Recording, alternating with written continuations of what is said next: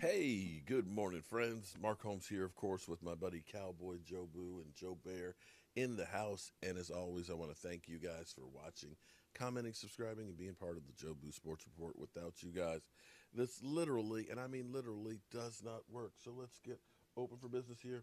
Let's wake up those football gods this morning. It is finally freaking Friday on Super Bowl weekend. That's right. We have the final game of the NFL season just 2 days away. I can't believe after sitting here a year ago thinking about how long it was going to be before the season got here. Here it is. It has come and is gone. And I have to give props to the NFL that going through the pandemic, the fact that they were able to get this whole season in is a testament to the ability and the money and the foresight of the NFL to be able to get that done. And now we're looking forward. Well, for us Cowboys, we've been looking forward for about a month now, month plus, to the next year.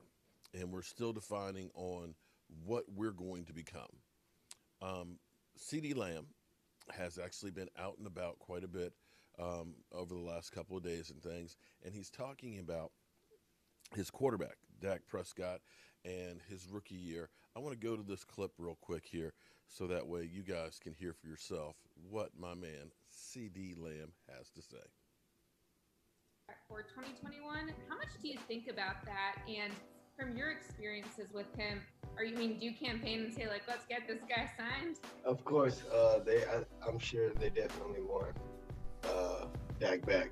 They for sure. It's no secret we want Dak back, and I trust that the guys in the office are definitely going to make the right decision. And they know how much Dak means to us and how much we lean on him. So, um, you know, we.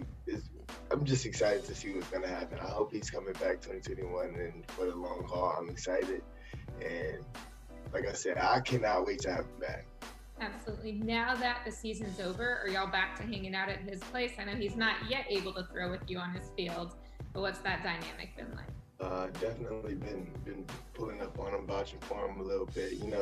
Hoping he comes back soon. But he looks good. He's walking around the house. He came back from his second surgery about 2 months ago, so he's walking around, rehabbing. He's doing everything right, and it's great to see it, especially when you see him go down. Right. You saw the look in his eyes. You saw how sad he was and how much this game meant to him. Just to see him smiling again, happy again, just being with his guys. It's a great deal. All right, so Cee Dee Lamb on USA Today talking about Dak Prescott and rolling up on him at his place and stuff. Can't quite throw yet, but walking around without the crutches, which is great news. You heard him actually, because you're getting kind of. Here's the thing that's interesting is you get kind of bits and pieces on it. The fact that he talked about his second surgery that he had in there. The first surgery they went in, of course, to set the bone and put the pins and things in. The second surgery, from what I've heard from a few people, is they went in and actually cleaned it out. Some of the problems from before. When you're doing the things that professional athletes do, a lot of them, it almost becomes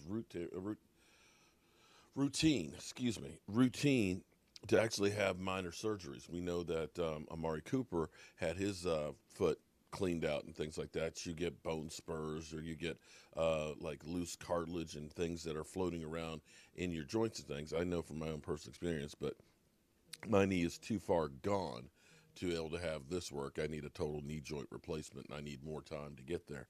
But from time to time, a piece of the meniscus or some of the bone fragments, because I've got bone on bone, will dislodge, and what'll happen is you'll kind of get it in between the joints. So instead of your joint being able to roll through properly, you kind of get a little you'll get that little extra pop in it. You'll feel that little bit of pain sometimes on it. And so for them to go through and clean it out is a great thing because it may end up being better than it was before. The great thing, and this is where a lot of people will go through, he may never be the same again. Understand that in some regards, um, having a bone broken is better than, say, a ligament tear because you're talking about soft tissue. Bone's going to fuse together. once they put that pin in there and things, however you set that bone, it's going to go together. Now, there are extreme situations now, and people will equate Alex Smith. Well, Alex Smith had a multitude of problems. Instead of it being a clean break, it was a spiral fracture, which means that it just kind of ripped on its way up. So there were multiple facets to it that had to go together. But that even wasn't the problem because it would have healed fine. The problem is the infection that ended up happening inside of the bone itself, in which case he ended up having, I believe, 18 or 19 different surgeries, basically cleaning out the infection and resetting the leg, and, of course, having the halo on it. And even with all of that, he still came back to football. So when you're talking about Dak Prescott, well, he may never be the same. I go to Allen Hurns. I want you to imagine now, first week in January, you have the injury that Dak Prescott has. And yet you're able to get yourself together to be able to start week 1 in Miami. The Cowboys ended up letting him go, in which case he was no longer on the roster, but he did enough work to be able to get a job with the Miami Dolphins and start week 1 and not have any problems from his broken ankle. So Dak, as far as physically, will be fine. The fact that he's walking around without the crutches, doing the rehab and things, once you're able to really start doing that, it's just now a matter of just time to go through. And it's not the muscle damage that you have where when you have an ACL replacement, you're having a new piece that's being drilled and set into the bone, and it's just a mess. Okay, it's just a mess. So Dak will be fine. And what you hear from Cee Dee Lamb, of course, is we can't wait to get him back. We want him back. We need him back. And he even talks about his development as a rookie because of Dak Prescott, which you love the fact that you got this guy with a pandemic going on and you got an opportunity to start working out with him. And I can guarantee you that the coaches at Kellen Moore was also throwing things to Dak to throw to him. And so on to teach them. That's an incredible dynamic, and that shows a lot of leadership. What we hope for, now that we've been into this pandemic for, a year now, that they'll be able to work out better this year, knowing what we've gone through this year, to be able to get in shape, to be able to have OTAs, to be able to actually have practices and things.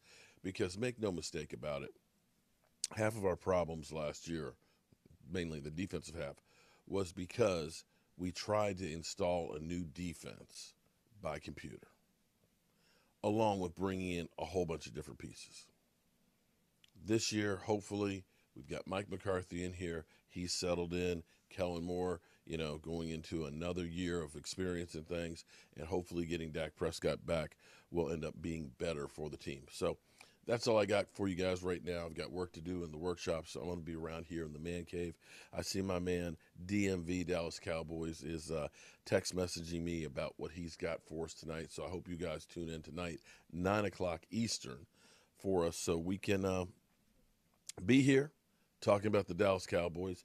And we'll probably touch on a little bit more of Carson Palmer. Carson Palmer talking about Dak Prescott should take less money. I don't remember asking you a goddamn thing. I'm Mark Holmes, and I'll see you soon.